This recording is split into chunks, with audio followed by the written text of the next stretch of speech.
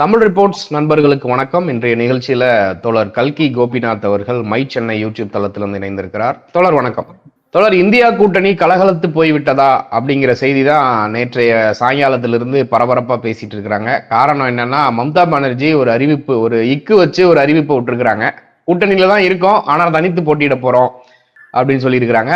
அவர் அறிவிப்பை தொடர்ந்து ஆம் ஆத்மி பார்ட்டி பஞ்சாபினுடைய பகவத்மான் சிங் அவரும் சொல்லியிருக்கிறாரு, பஞ்சாப்ல இருக்கக்கூடிய தொகுதிகள் அனைத்திலும் ஆம் ஆத்மி தனித்து போட்டியிட போகிறது அப்படின்னு அறிவிச்சிருக்கிறாரு. அவர் கூட்டணியில இருக்கோம் இல்ல அப்படிங்கிற ஏரியாக்குள்ள போகல. ஆனா மம்தா பானர்ஜி தெளிவா சொல்லிட்டாங்க, கூட்டணியில தான் இருக்கோம், பாஜக எதிர்ப்பு தான் எங்களுடைய பிரதான எதிர்ப்பு, ஆனா வெஸ்ட் பெங்கால்ல நாங்க தனிச்சு போட்டியிட போறோம் அப்படின்னாங்க. இதுக்கு முன்னாடி கம்யூனிஸ்ட் பார்ட்டியுமே சொன்னாங்க, யாத்திரை ராகுல் காந்தி அவருடைய யாத்திரையில மம்தா பானர்ஜி கலந்துக்கிட்டாங்கன்னா நாங்க கலந்துக்க மாட்டோம் அப்படிங்கறத சொல்றாங்க. மம்தா பானர்ஜியும் ராகுல் காந்தியை வச்சு ஒரு அரசியல் பண்றாங்க. ராகுல் காந்தியுடைய யாத்திரைக்கு, முதல் யாத்திரைக்கு பெரிய அளவுக்கு தடங்கல் செய்ய நினைச்சாங்க, ஆனா முடியல. இப்ப ரெண்டாவது யாத்திரைக்கு போலீஸ் தடியடி, அவர் மேல வழக்கு பதிஞ்சிருக்கிறாங்க. அவங்க ஆதரவாளருடைய கார்களை கண்ணாடியை உடைச்சிருக்கிறாங்க. ராகுல் காந்தியினுடைய வளர்ச்சியை மையப்படுத்தி இந்தியா கூட்டணியில இருக்கக்கூடிய கட்சி தலைவர்களுக்கும் பாஜக காரர்களுக்கும் மோடிக்கும் ஒரு பயம் வந்திருக்கா அப்படிங்கிற ஒரு கேள்வி. அப்புறம் மம்தா அவர்களுடைய நிலைப்பாடு, இது ரெண்டையும் எப்படி நீங்க பாக்குறீங்க தோழர்? ராகுல் காந்தியோட வளர்ச்சி பாத்தீங்கன்னாக்கா, அரசியல் அவருக்கு ஏற்பட்டிருக்க வளர்ச்சி, மக்கள் மத்தியில ஏற்பட்டிருக்கிற மாற்றம், பிளஸ் அவருக்கு கிடைக்கின்ற வரவேற்புகள், முதல் கட்ட பாரத் ஜோடோ யாத்திரையில பாத்தீங்கன்னாக்கா அதனுடைய ரிசல்ட் வெளிப்படையாவே கர்நாடக தேர்தலில் மிக தெளிவா பிரதிபலிக்க ஆரம்பிச்சது. படித்தவர்கள் மத்தியிலையும் உழைக்கின்ற மக்கள் மத்தியிலும் ராகுல் காந்தியோட எளிய பிரச்சாரங்கள் அதாவது தன்னை இன்டலெக்சுவலா காட்ட வேண்டிய இடத்துல தன்னை இன்டலெக்சுவலா காட்டிக்கிட்டாரு, தன்னை பாமரனா காட்டிக்க வேண்டிய இடத்துல பாமரனா காட்டி மக்களோட பிரச்சனைகளை புரிய வைக்கக்கூடிய தன்மைக்கு ராகுல் காந்தி இன்னைக்கு வளர்ந்துருக்காரு. மக்கள்கிட்ட ரொம்ப ஈஸியா அப்ரோச்சா கலந்துக்க முடியுது. இது பாத்தீங்கன்னாக்கா, ஓப்பனா சொன்னாக்கா, சாமானிய குடும்பத்துல சாமானிய மக்களிடம் இருந்து வந்ததா சொல்லப்படுகின்ற அரவிந்த் கெஜ்ரிவால்கிட்ட கூட இன்னைக்கு அந்த தன்மை இல்லை அப்படின்ற மாதிரியான விமர்சனங்கள் மக்கள் மத்தியிலே, டெல்லியில இருக்கக்கூடிய நபர்கள் மத்தியிலேயே கிளம்பி இருக்க சூழல்ல தான் இந்த ராகுல் காந்தியோட இந்த மாற்றங்கள் இடம்பெற்றிருக்குது. இது நிச்சயமா பாத்தீங்கன்னாக்கா, ராகுல் காந்தியோட இந்த மாற்றம் மற்றும் வளர்ச்சி பாத்தீங்கன்னாக்கா பிஜேபிக்கு மட்டும் கிடையாது, ஆர்எஸ்எஸ்க்கு மட்டும் கிடையாது, நிச்சயமா இந்திய கூட்டணியில இருக்கக்கூடிய வடமாநில தலைவர்களுக்கு, நான் தெளிவாக சொல்றேன், வடமாநில தலைவர்களுக்கு தான் பிரச்சனை கொடுத்திருக்குது. ஏன்னா இந்த தலைவர்கள் எல்லாருமே பாத்தீங்கன்னாக்கா அவங்களுக்குள்ள நாங்கள் தான் அடுத்த பிரதமர் கனவுலையே வாழ்ந்துட்டு இருக்கிறாங்க. அப்படிக்குள்ள பாத்தீங்கன்னாக்கா கிட்டத்தட்ட ஒருவேளை இந்த இந்தியா கூட்டணி தேர்தல் அதிக எம்பிகளை பெற்று இது பண்ணிட்டாக்கா, இவர்கள் எல்லாருமே பாத்தீங்கன்னா கண்டிப்பா ராஜினாமா லெட்டர் முதலமைச்சர் பதவியை ராஜினாமா செய்துட்டு பிரதமர் ஆகிறதுக்கான வேலையை கடிதத்தை கையிலேயே வச்சுட்டு இருந்திருப்பாங்க. அப்படிதான் காத்துக்கிட்டு இருக்கிறாங்க. ஆனா என்னன்னாக்கா, இவர்கள் மக்கள் நலனை பணயம் வைக்கிறாங்க, அப்படிதான் எடுத்துக்கொள்ள வேண்டியது இருக்குது.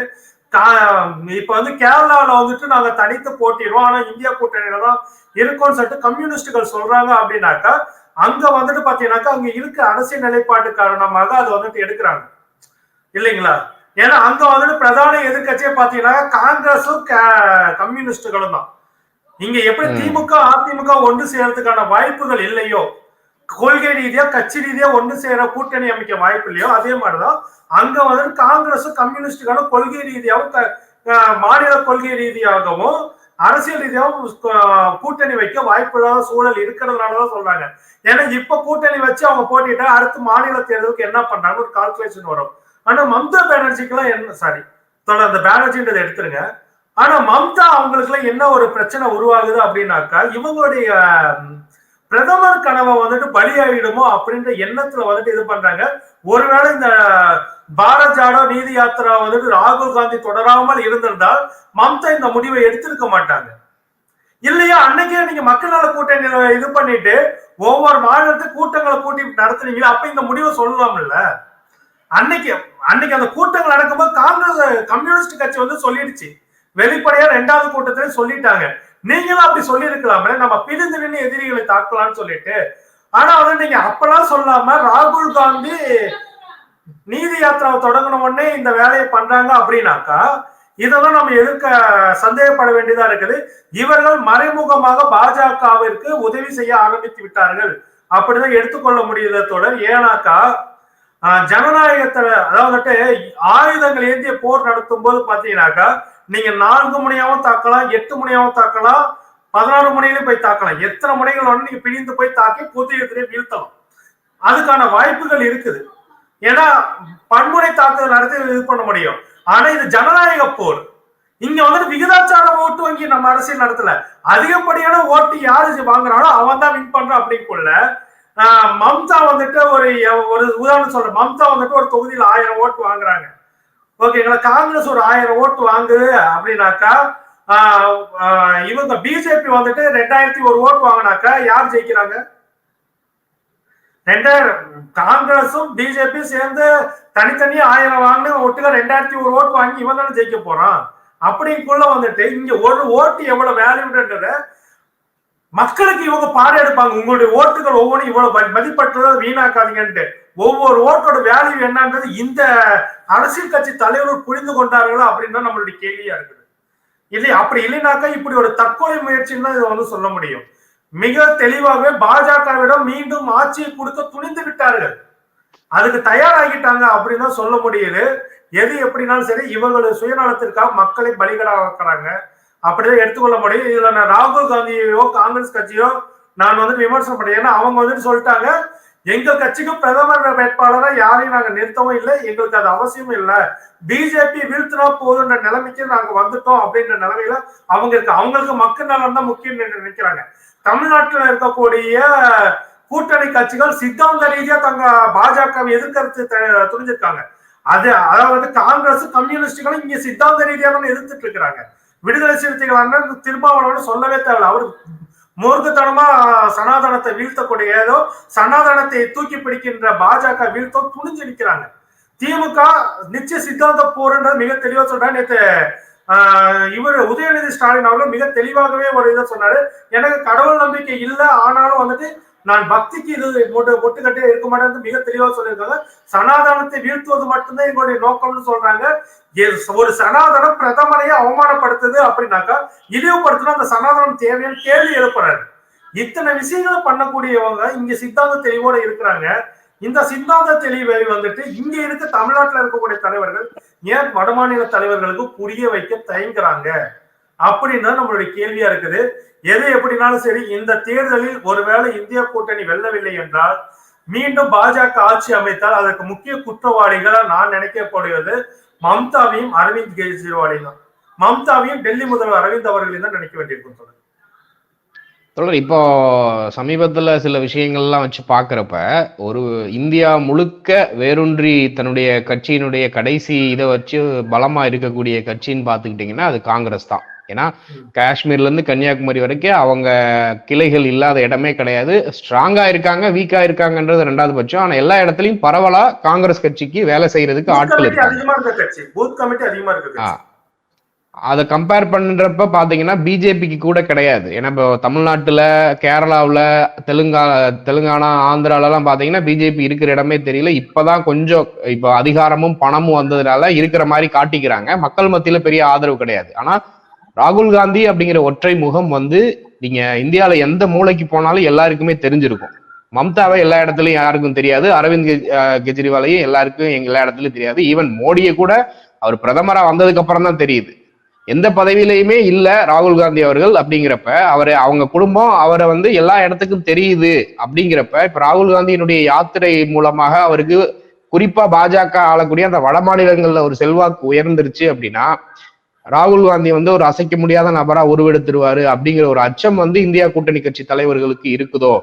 மோடி அவர்களுக்கு நிச்சயமா இருக்கு, பாஜகவுக்கு நிச்சயமா இருக்கு, அதுல சந்தேகமே இல்லை. அதனாலதான் அவங்க அந்த தடை பண்றதுக்கு என்னென்னமோ ஈடுபட்டு இருக்கிறாங்க. இதை எப்படி நீங்க பாக்குறீங்க தோழர்? இல்ல நிச்சயம் அது இந்தியா கூட்டணிக்குள்ளேயும் அந்த அச்சம் உணர்வு வந்துருச்சு அப்படின்னு தான் நம்ம எடுத்துக்கொள்ள முடியும் தோழர். ஏன்னா ஒரு செயல்பாடுகளை காட்டுது இல்லைங்களா? அதுதானே நாம வந்துட்டு யதார்த்தமா புரிந்து கொள்ள வேண்டிய களத்தில் நமக்கு தெரியுது இல்லைங்களா? இது வந்து வடமாநில மக்களுக்கு வேணா புரியாம இருக்கலாம். ஆனா தமிழ்நாட்டுல இருக்க மக்களுக்கு, கேரள மக்களுக்கு தெளிவாகவே தெரிந்த ஒரு விஷயம்தான். இங்க வந்து பாத்தீங்கன்னாக்க ஒரு அரசியல் புரிதல் இருக்குது. அதனால வந்துட்டு இவங்களுடைய ஒவ்வொரு நகர்வுகளையும் யோசிப்பாங்க. இந்தியா கூட்டணி பேர் வைக்கணும்னு சொன்னதே வந்துட்டு மம்தா தான். அவ்வளவு ஒற்றுமையா இந்த இது பண்ணணும், நடத்தி காட்டணும் அப்படின்னு சொல்றது. பிஜேபியை வீழ்த்தணும்னு சொல்லிட்டு ஒரு முனைப்பு அவர்களிடம் இருந்ததுனாக்கா இந்த மாதிரியான வேலைகளை அவங்க செய்ய மாட்டாங்க. ஜனநாயக ஆட்சி முறையில பிரிந்திருந்து தாக்குதல் அப்படின்றது நிச்சயமாக தற்கொலை முயற்சி தான். பொது எதிரியை ஒன்றுபட்டு நின்று நிறுத்தினாதான் நேர்மையானதாக இருக்கும், பலமானதாக இருக்கும். ஜனநாயகத்தில் பிரிந்து சென்று எதிரியை தாக்குகிறோம் சொல்றது கண்டிப்பா நமக்கு நாமே செய்து வைத்துக் கொள்கின்ற சூனியம் தான் சொல்லிக்கலாம். அந்த வேலையை மம்தா எடுத்துட்டாங்க, அரவிந்தும் எடுத்துட்டாரு. அப்படிக்குள்ள வந்துட்டு இவர்கள் வைத்திருக்கக்கூடிய இந்த சூனியம் மக்களுக்கு இருண்ட காலத்தை மீண்டும் வலுப்படுத்தி காட்டப் போகிறது. ஏற்கனவே இருண்ட காலத்தில் இருக்கக்கூடிய இந்திய மக்கள் மீண்டும் அகல பாதாள இருண்ட காலத்திற்குள் செல்லக்கூடிய சூழலை இவர்கள் ஏற்படுத்தி விட்டார்கள் அப்படிதான் நம்ம பார்க்க வேண்டி இருக்குது. இன்னொன்னு வந்து பாத்தீங்கன்னாக்கா இவங்க வந்து சொல்லுவாங்க, நீங்க சொன்ன கேள்வியில வந்து பாத்தீங்கன்னாக்கா ராகுல் காந்தி வந்துட்டு வாரிசு அரசியல், அவர் வந்துட்டு நீங்க சொன்னீங்க இல்லைங்களா, ராகுல் காந்தி எங்க போனாலும் தெரியுதுனாக்கா கண்டிப்பா தெரியுது. அது காரணம் என்னன்னாக்கா ராகுல் காந்தி மக்களோடு இணைந்து இருக்கிறார்.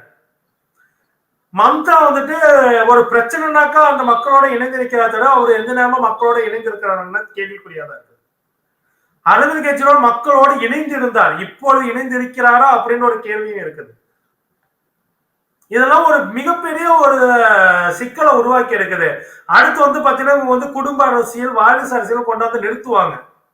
ராகுல் காந்தி மேல வந்துட்டு இது பண்ணும்போது இதே இந்தியா கூட்டணியில இது வாரிசு குடும்ப அரசு முழுவெடுப்பை கொண்டு வந்து கட்டுவாங்க. மக்களை யாராவது ஏற்றுக்கொண்டா கண்டிப்பா வந்துட்டு இது நடக்கும். ராகுல் காந்தி வந்துட்டு மக்களுக்கு எல்லாத்தையும் தெரியுதுனாக்கா ஒரு மக்களோட சென்று சேர்ந்து இருக்கிறாரு. இந்தியா முழுக்க ஒரு நடைபயணத்தை மேற்கொண்டு மக்கள்கிட்ட சென்று சேர்றாரு. ஏன் இதே நேரு குடும்பத்துல வருண் காந்தி இல்லையா? அந்த வருண் காந்தி யாருக்கா அந்த முகத்தையாவது யாருக்கா ஞாபகம் இருக்குதா? ஏன் வந்துட்டு, ஏன்னா வருண் காந்தி மக்களோட சேரல, பிஜேபியில தான் இருக்கிறாங்க. அவங்க அம்மா பிஜேபியில தான் அமைச்சராகவும் இருந்தாங்க. அப்படி இருந்து வருண் காந்தியால இதாக வருண் காந்தி மக்களுக்கானவரா இல்ல, உழைக்கும் மக்களுக்கான தலைவரா இல்ல. ஆனா ராகுல் காந்தி உழைக்கும் இந்த நாட்டை நேசிக்கக்கூடிய மக்களின் தலைவரா இருக்கிறதுனாலதான் இது பண்ணாங்க. அதை பொறுத்து கொள்ள முடியாம எங்கட தங்களுடைய பிரதமர் கனவு பாலாயிடுமோன்ற நம்பிக்கையில, பாலாயிடுமோன்ற எண்ணத்துல இந்த மாதிரி விஷயத்துல செய்யறாங்க. ஆனா எனக்கு தெரிந்து இந்த கூட்டணி அமைந்ததுக்கு அப்புறமேட்டு பாத்தீங்கன்னாக்கா நான் வெளிப்படையா தெரிந்து காங்கிரஸ் கட்சிக்கு பிரதமர் பதவி மேல கண்டிப்பா ஒரு விருப்பம் இல்லை அப்படின்றது தெளிவா தெரியுது. அவங்களுடைய செயல்பாடுகள் மிக தெளிவா காட்டுது. இப்ப கூட பாருங்க, மம்தா அவருடைய முடிவுக்கு வந்துட்டு எந்த ஒரு பதட்டத்தையும் இன்னைக்கு வரைக்கும் காங்கிரஸ் காட்ட கிடையாது. அவங்களுக்கு அந்த பிரதமர் கனவு இருந்திருந்தால் கண்டிப்பாக பதட்டம் பட்டிருப்பாங்க, ஓகேங்களா? ஆனா அது பதட்டத்தை பாடாம எந்த ஒரு எதிர் விமர்சனம் வைக்காம அவங்க செயல்பட்டு இருக்காங்க இல்லைங்களா? அப்ப வந்துட்டு காங்கிரஸ் கட்சிக்கு அந்த பிரதமர் கனவு வந்துட்டு இல்ல. அவர்கள் வந்துட்டு ஒருவேளை லல்லுவை கூட முன்னிறுத்தலாம், வேற ஒரு வடமாநில தலைவர்களை கண்டிப்பா முன்னிறுத்தி காட்டலாம். ஒரு பிற்படுத்தப்பட்ட சமூகத்தை சேர்ந்த ஒருத்தர் பிரதமரை உருவாக்கி காட்டணும் நினைக்கலாம். அது வந்துட்டு மம்தாவா கூட இருக்கலாம், அது வந்துட்டு எந்த காலத்தை எப்படி வேணா இருக்கலாம். ஆனா இவருடைய ஒருவேளை இங்க என்ன ஒரு பிரச்சனைக்கா, ஒருவேளை மம்தாவை ஆதரிச்சிட்டான்னு என்ன பண்ண அரவிந்த் பயப்படலாம், அரவிந்த் வந்துட்டு மம்தாவை ஆதரிச்சிட்டா என்ன பண்ணது பயப்படலாம். ஓகேங்களா? இவங்க ரெண்டு பேரும் சேர்ந்து எங்க லல்லு குடும்பத்தை வந்து யாரையோ கொண்டு வந்துட்டாங்கன்னா என்னன்னு சொல்லிட்டு ஒரு பயம், ஒரு வலையில நிதிஷ்குமார் கொண்டாண்டா என்ன பிரச்சனைன்னு சொல்லிட்டு ஏகப்பட்ட குழப்பத்தில் இவங்களுடைய பிரதமர் கணக்கு நம்மளுடைய வாழ்க்கையை தான் பணைய வச்சிருக்காங்கன்னு நினைக்கிறேன். தொடர் இறுதியா ஒரு கேள்வி. இப்போ காங்கிரஸ் கட்சி 10 ஆண்டுகளா ஆட்சியில இல்லை, ஆனா இருந்தாலும் அவங்க கட்சி வந்து ஒரு சில முக்கியமான தலைவர்கள் கட்சியை விட்டு வெளியே போயிருக்கிறாங்க. சமீபத்துல கூட மிலிந்த் தியோரா மகாராஷ்டிரால இருந்து பிரிஞ்சு போனாரு, ராகுல் காந்திக்கு நெருக்கமா இருந்தவர். ஆனாலும் அந்த கடைநிலை தொண்டன் அந்த கட்சிக்கான கட்டமைப்பு எப்படி இந்த 10 வருடங்கள்ல வந்து திமுக தமிழ்நாட்டுல கட்டுக்கோப்பா இருந்துச்சோ அது மாதிரி காங்கிரஸ் கட்சி இன்னும் உயிர்ப்போட இருக்கிறத பார்க்க முடியுது. இப்போ பிஜேபி திருப்பி வரக்கூடாது, வருது அப்படின்னா மாநில கட்சிகளுக்கு தான் பாதிப்பு, காங்கிரஸ் கட்சியை அவங்களால ஒன்றும் பண்ண முடியாது. காங்கிரஸ் தன்னுடைய நிலைப்பாடை எப்படினாலும் ரிவைவ் பண்ணி உயிர்த்தெழுந்து வந்துடும். ஆனா மாநில கட்சி அப்படி இல்லை. ஏன்னா மம்தா விட்டா டிஎம்சிக்கு ஆள் கிடையாது, அரவிந்த் கெஜ்ரிவாலை விட்டா ஆம் ஆத்மியில ஆள் கிடையாது. இப்ப அவங்கள தூக்கி உள்ள வைக்கிறாங்க அப்படின்னா கட்சியை அதிமுகவை குலைச்ச மாதிரி ஈஸியா குலைச்சிடலாம். இப்போ உத்தவ் தாக்கரே கட்சியை சீர்குலைச்ச மாதிரி ஈஸியா இந்த சின்ன சின்ன கட்சிகள் எல்லாம் பிஜேபி நினைச்சா பவர்ல இருந்தாங்கன்னா உடைச்சிருவாங்க. ஆனா காங்கிரஸ் அப்படி செய்ய முடியாது. என்னதான் நீங்க செஞ்சாலும் ஒரு தேசிய கட்சி 50 வருஷ வரலாறு இருக்கு அப்படிங்கிறது ஒண்ணு இருக்கு. இந்த உணர்வு எல்லாம் இவங்களுக்கு எல்லாம் இல்லையா அப்படிங்கிற ஒரு கேள்வி வருதே தோழர். இல்ல அதுதான் உங்களுக்கு வந்துட்டு புரிதல் இல்லாததுதான் ஒரு காரணத்தை. தலைவர்களாயிட்டாக்க ஒரு வேளை மூளை மலிகிடுமோன்ற எண்ணம் கூட சில சமயம் தோணும். இவருடைய செயல்பாடுகளை பார்க்கும்போது அதாவது வந்துட்டு கூட இருக்கிறவங்க வந்து சரியான ஒரு இன்புட்டை வந்து கொடுக்கணும், கலை யதார்த்தத்தை வந்து கொடுக்கணும் தோழர். உங்களுக்கு ஒரு விஷயம் சொல்றேன். கலைஞர் அவர்கள் முதல்வரா இருந்தாருன்னு இருக்கும் போதெல்லாம் பாத்தீங்கன்னாக்கா என்ன நடக்கும்னாக்கா, ஐபி வந்துட்டு ஒரு ரிப்போர்ட் வந்துட்டு கொடுக்கும். ஐபி ரிப்போர்ட்டை வாங்கி வச்சுக்குவாரு. அது சம்பந்தமா உங்க கட்சியோட மாவட்ட செயலாளர்கிட்ட அந்தந்த பகுதியில வந்துட்டு என்ன ரிப்போர்ட்டை வாங்கி வச்சுக்குவாரு. ரெண்டையுமே பேலன்ஸ் பண்ணுவாரு. கலை யதார்த்தத்தை புரிஞ்சுக்குவாரு. ஒரு தடவை வந்துட்டு பாத்தீங்கன்னாக்கா 2006 தேர்தல்ல ஓகேங்களா, கலைஞர் அவர்கள்ட்ட வந்துட்டு ரிப்போர்ட் ஒரு அதிகாரி வந்து சொன்னாராமா, இது நமக்கு தான் இங்க அதிகமான செல்வாக்கு இருக்கு என்னன்னு சொல்லிட்டு சொல்லியிருந்தாராமா ஒரு அதிகாரி, கட்சிக்காரங்க. ஆனா இவர் வந்து சொன்னார், யோ எனக்கு எல்லா ரிப்போர்ட்டும் வந்துருச்சு, எதுக்கு தயாரா இருங்க அப்படின்னு சொல்லிட்டு தெளிவா சொல்லியிருக்காரு. தயாரா இருங்க, எல்லாமே என்ன நடக்க போகுது எனக்கு நல்லா தெரியும்னு சொல்லிட்டு தெளிவாக தன்னோட கட்சிக்காரர்களுக்கு வந்து சொல்லியிருக்காங்க. கட்சி வேலையை பார்க்கிற வேலையை பாருங்க அப்படின்னு சொல்லிட்டு ஐபி ரிப்போர்ட் வந்தது கூட தெளிவாவே சொல்லியிருந்தாரு. கீழே இருக்க கட்சிக்காரங்க வந்துட்டு ஏத்தி விட்டதெல்லாம் அவர் நம்பவே கிடையாது. அந்த மாதிரிதான். அதாவது எதை தலையில ஏத்திக்கணும், எதை தலையில ஏத்தி கூடாதுன்னு தெளிவா வந்து கலைஞர் அவர்களுக்கு தெரியும். ஆனா இவர்களுக்கு அது புரிதல் இல்லை. காரணம் என்னன்னாக்கா, அரசியல வந்து நுட்பமா பார்க்கக்கூடிய தன்மை வந்துட்டு மம்தா அவர்களுக்கும் இல்ல, கெஜ்ரிவால் அவர்களுக்கும் இல்லைன்னு நம்ம புரிஞ்சுக்க வேண்டியிருக்கு. ஏன்னா இவங்க வந்து பாத்தீங்கன்னாக்கா திடீர் தலைவர்கள் ஆனவங்க.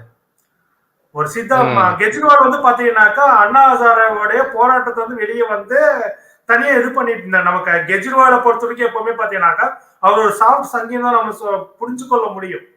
ஓகேங்களா, அவங்களோட கட்சியோட கொள்கை வந்து பாத்தீங்கன்னாக்கா மண்ணுக்கேத்த மார்க்சியமா அவங்க கட்சி வந்து பார்த்தா மண்ணுக்கு தேர்ந்த அரசியலை வந்துட்டு மாநில அளவில் எடுத்துக்கலாம் அப்படின்னு சொன்னாலும் கெஜ்ரிவால் ஒரு சாஃப்ட் சங்கியா தான் இருக்கா, சாஃப்ட் ஹிந்துத்துவா தான் இருக்கிறாரு. இல்லைன்னா வந்துட்டு ஒரு முதலமைச்சரா இருக்க ஒரு லக்ஷ்மி படத்தை ரூபா நோட்ல போடணும்னு யாராவது சொல்லுவாங்களா? அப்படி போட்டா இந்த நாடு வல்லரசு ஆகணும் யாராவது நம்புவாங்க? ஒரு நாடு வல்லரசு ஆகணும்னாக்கா அது அறிவியலாவோ தொழில்நுட்ப ரீதியாவோ வளரணும், விவசாயம் செழிப்பா இருக்கணும். அதெல்லாம் விட்டு லக்ஷ்மி படத்தை போடுங்க வளரும்னு சொல்லக்கூடிய தலைவர்களை வச்சுட்டு நம்ம என்னத்தை பண்ண முடியும் அப்படின்னு பார்க்க வேண்டி இருக்குது. எது எப்படினாலும் சரி தோழர், இது வந்துட்டு காங்கிரஸ் கட்சி வந்துட்டு நீங்க சொன்ன கட்டமைப்புல ஒரு வலுவான இருக்கிறதுனால அந்த கட்சிக்கு வந்துட்டு எத்தனை வருஷம் ஆட்சியில் இருந்தாலும் அதோட தலைவர் உறுப்பினர்கள் சேர்ந்துகிட்டே இருப்பாங்க. காங்கிரஸ்லயும் திமுகவிலையும் எப்பவுமே சொல்றேன், இப்ப திமுக ஆட்சியில் இல்லைனாலும் ஒரு வேலை இல்லாமல் இருந்திருந்தாலும் நான் கண்டிப்பா சொல்றேன், திமுகவுல புதிய நபர்கள் சேர்ந்து கொண்டே இருப்பாங்க. காரணம் என்னன்னாக்கா சித்தாந்த ரீதியா இதாகுது. அண்ணன் விருகம்பாக்கம் எம்எல்ஏவா இருக்கக்கூடிய அண்ணன் பிரபாகர் ராஜாலாம் பாத்தீங்கன்னாக்கா மத்த நபர்கள் மாதிரி கட்சியில உறுப்பினர்கள் சேர்த்ததே கிடையாது. டெய்லி பாசறை நடத்துவாரு. அவர் வீட்டுல டெய்லி சாயந்தரம் 6 மணிக்கு பாசறையில வந்து பாத்தீங்கன்னாக்கா 100 பேர் இருப்பாங்க. 100 பேர்த்துக்கும் திராவிட பயிற்சி பாசறை அவர் நடத்தி அது மூலியமா கட்சிக்கு வந்து பசங்களை சேர்த்துவாங்க. 100 பேர்த்துல நிச்சயம் வந்துட்டு 20 பேர் போயிடுவான். ஒரு 80 பேர்த்த கொள்கை ரீதியா ரெடி பண்ணுவாங்க. அவங்களுக்கு பயிற்சி திரும்ப இந்த வேலையை செய்துட்டு இருக்காங்க. இந்த மாதிரி எத்தனையோ பேர் இருக்கிறாங்க. அதனால வந்துட்டு இந்த மாதிரி விஷயங்கள் வந்துட்டு பாத்தீங்கன்னாக்கா காங்கிரஸ்லயே அதே மாதிரிதான். தேசியத்தை முன்னிறுத்தி அவங்க கட்சியில வந்துட்டு ஆட்கள் சேர்ந்துட்டு தான் இருப்பாங்க, சேராம இருக்க மாட்டாங்க. ஆனா புல்லுருவிகள் வெளியே போயிட்டே தான் இருப்பாங்க. பதவி இல்லாதவர்கள் கண்டிப்பா போய்கிட்டே இருப்பாங்க. இந்த சாஃப்ட் ஹிந்துத்துவம் வேணாப்பா, ரொம்ப நாளே நான் எத்தனை நாள் தான் நானும் எத்தனை நாள் தானே நல்லவனா நடிக்கணும்னு நினைச்சிட்டு இருப்பாங்க இல்லைங்களா. அவங்க வந்து ஒரு கட்டத்துல என்ன பண்ணுவாங்கனாக்கா வேற வழியே இல்லைன்னு சொல்லிட்டு இதுக்கு மேல என்னால இந்த நல்ல வேஷம் போட முடியாதுன்னு சொல்லிட்டு என்ன பண்ணுவாங்க, கட்சி விட்டு வெளியே போயிட்டு தங்களுடைய ஹிந்துத்துவ முகத்தை காட்ட ஆரம்பிச்சிருவாங்க. அந்த மாதிரிதான் பார்க்க வேண்டி இருக்குது. ஆனா இழப்பு வந்து பாத்தீங்கன்னாக்கா எது எப்படினாலும் காங்கிரஸ் கட்சிக்கு இழப்பு கிடையாது. எத்தனை பேர் போனாலும் நிச்சயம் வந்துட்டு வரும். காங்கிரஸ் வந்து இன்னும் ஒரு 20 வருஷம் ஆட்சியிலே இல்லைனாலும் திரும்ப காங்கிரஸ் உயிர்ப்போடு எழுந்து வரும். அது பீனிக்ஸ் படம் மாதிரி. ஆனா வந்துட்டு பாத்தீங்கன்னாக்கா பாஜக வந்துட்டு ஆட்சியை இப்ப பிடிச்சிட்டு தான் ரொம்ப ஆடுது. ஆனா பாஜக வந்துட்டு விழுந்ததுனாக்கா அது கதை முடிஞ்சுது. அதுக்கு அப்புறமேட்டு பாத்தீங்கன்னாக்கா இங்கெல்லாம் எவன் பாஜகவுக்கு போனானோ அத்தனை பேரும் வேற கட்சி தேடி அரசியல் ஆனதெல்லாம் தெரிஞ்சுட்டு இருப்பாங்க. அண்ணாமலையே பாஜக ஆட்சி போச்சுன்னா அண்ணாமலை கட்சியில இருக்க மாட்டாரு. ஏன்னா அவரே பாத்தீங்கன்னா ரஜினி கட்சி ஆரம்பிப்பாரான்னு சொல்லி காத்துட்டு இருந்த நபரு கட்சி ஆரம்பிக்க மாட்டாருன்னு தெரிஞ்சதுக்கு அப்புறம் தான் பிஜேபிக்கு வந்து சேர்ந்தாரு. அப்படிப்பட்ட நபர்களை வச்சுட்டு இருக்க பாஜக வந்து இது பண்ண முடியாது. பாஜகவின் வளர்ச்சி, பாஜக என்னைக்கு வளரல, அது வீங்கி போய் தான் கிடக்குது. அதனாலதான் நமக்கு வந்து ரொம்ப பிரம்மாண்டமா தெரியுது. ஒரு வீக்கம் தான் அது, அதாவது நோயின்னு நாம சொல்றோம். ஆனா வந்து பாத்தீங்கன்னா இல்ல அது வளர்ச்சின்னு அவர் நம்பிட்டு இருக்கோம், அது நம்பட்டும். ஆனா கண்டிப்பாக சொல்றேன், காங்கிரஸ் வந்துட்டு ஆட்சியில் இல்லைனாலும் வளர்ந்துகிட்டு தான் இருக்கு காங்கிரஸ் பலம். ஆனா மாநில கட்சிகள் நிச்சயம் அழிஞ்சு போகும் மீண்டும் பாஜக வந்தா. அதுல எந்த ஒரு மாற்று கருத்து இல்ல. ஏன்னா எப்படி சிவசேனாவை சுக்குநூறா ஆக்குனாங்களோ, எப்படி வந்து ராம்விலாஸ் பாஸ்வான் கட்சி வந்துட்டு இன்னைக்கு அப்படியே அந்த கட்சியோட பவர் என்னவா இருந்தது, இன்னைக்கு அந்த கட்சியோட சின்னம் என்ன, கட்சி பேரு நிறைய பேர் தெரியாத அளவுக்கு மறக்கடிச்சிட்டாங்க. ராம்விலாஸ் பாஸ்வானுக்கு அப்புறமேட்டு அந்த கட்சி பேர் என்னன்னு கூட மக்களுக்கு தெரியாத அளவுக்கு பண்ணிட்டாங்களே. அப்படிக்குள்ள வந்து பாத்தீங்கன்னா இவ்வளவு கேவலமா நடந்துட்டு இருக்கக்கூடிய பாஜகவை வந்துட்டு இன்னைக்கு மம்தா வந்துட்டு ஒற்றுமையா நின்று எதிர்க்காமிட்டால் நாளைக்கு திரிணாமுல் காங்கிரஸ் காணாமல் போகும். மம்தாவுக்கு பின்னாடி இல்ல, மம்தா இருக்கும் போதே காணாம போயிடும். மம்தாவுக்கு தான் இந்த மிகப்பெரிய இழப்பை கொடுக்கும். அரவிந்துக்கு சொல்லவே வேண்டாம், கண்டிப்பா அவருடைய ஆம் ஆத்மி கடைசியில வந்து பாத்தீங்கன்னா பாஜகவில் ஒன்று கலைந்து விட வேண்டும். இல்லைன்னா வந்துட்டு வேற வழியே இல்லாம அவங்க கட்சியை கழிச்சுட்டு போக வேண்டிய சூழலுக்கு கொண்டாந்து நிறுத்திடுவாங்க. இப்பயே இடி மூலமா ஏகப்பட்ட நெருக்கடிய மணிஷ் சிசோடியாவுக்கு கொடுத்துட்டு இருக்கிறாங்க. இத்தனை விஷயங்கள் நடக்கும்போது பாத்தீங்கன்னாக்கா இவர்கள் வந்துட்டு அதை புரிந்து கொள்ளாத ஒரு தன்மையில இருக்கிறதா வேடிக்கை. நிச்சயம் மீண்டும் பாஜக ஆட்சிக்கு வந்தா எந்த ஒரு மாநில கட்சி மட்டும் இல்ல, மாநிலங்களே இருக்காதுக்குள்ள வந்துட்டு எங்க போய் மாநில கட்சிகள் இருக்க போகுது இல்லைங்களா? 520 ஜென்மத்துகள் அவர்கள் உருவாக்க தயாராகிட்டாங்க. ஒட்டுமொத்தமா இந்தியாவே சீர்குலைந்து போக போது, சீரழிய போது மீண்டும் பாஜக வந்தாக்கா. அதை இந்த தலைவர்கள் புரிந்து கொள்ளவில்லை என்றால் பிரச்சனை நிச்சயமா வந்து பாத்தீங்கன்னா இந்த தலைவர்களுக்கு இல்லை, இவர்களுக்கு சொத்துக்கள் இருக்கலாம், எல்லாம் இருக்கலாம், ஆனா மக்களுக்கு நிச்சயம் இழப்புதான். நிச்சயமா தோழர், தொடர்ந்து பேசுவோம் தோழர். நன்றி தோழர். நன்றி தோழர்.